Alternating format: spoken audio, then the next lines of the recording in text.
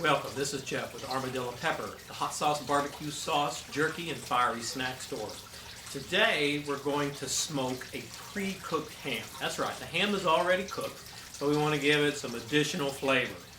Now, usually what I like to do is purchase one that's not been sliced, but I didn't realize that I bought a ham that had already been pre-sliced. The good news is that the smoke's going to be able to penetrate the ham quite easily. But you see what I did here was put a skewer through the ham to hold it together and make sure it doesn't fall apart through the smoking process. So really all you need here are about three things. I've got some extra virgin olive oil. I'm going to rub that over the ham. Then we're going to put some seasoning on it. Today I'm using Jim Beam spicy rub. And then about 30 minutes, maybe 45 minutes before I'm going to take the ham out of the smoker, I'm going to cover it in this Brazilian pepper honey.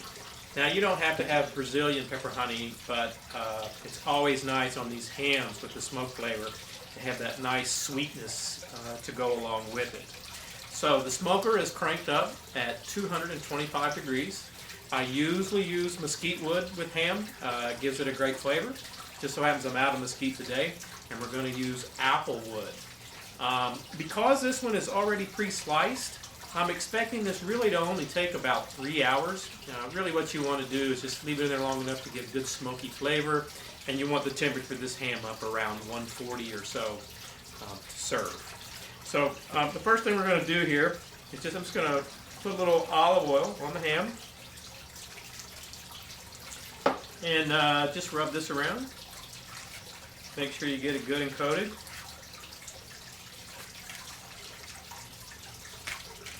And you know, if you want, you can pull up the underside and coat it as well. Probably no reason not to. And then what we're going to do is put our rub on. And again, I said this is the Jim Beam bourbon spicy rub.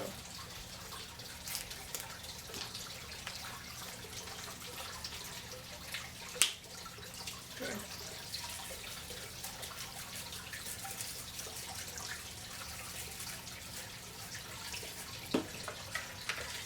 And what I find is you can place these hams right in a foil pan like I have.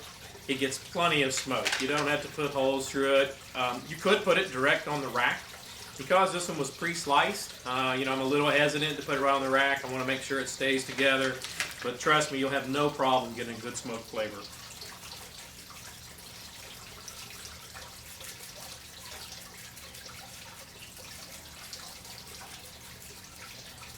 And I've had this ham sitting out for about an hour. You always want to bring your meat up to room temperature before you put it into the smoker.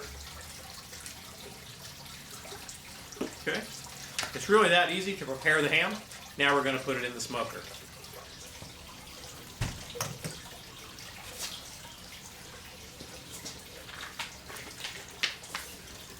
Okay. Guy in here. Now this smoker does have a meat probe. You can use it.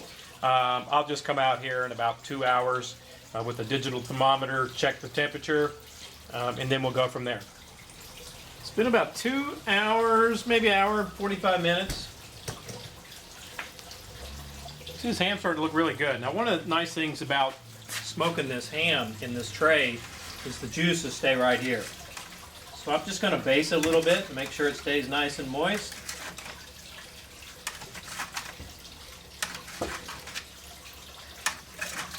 I just checked the temperature. It's right around 125, and as I mentioned, we went around 140. So I'm probably going to let it go about 30 more minutes, and then I'm going to apply the Brazilian pepper honey. All right, our ham has got about 45 minutes, maybe an hour to go. I'm just going to put some of this honey on here. And as I mentioned earlier, this is Brazilian pepper honey. It comes out of South Florida. This will just give it a nice glaze over the top of the smoke.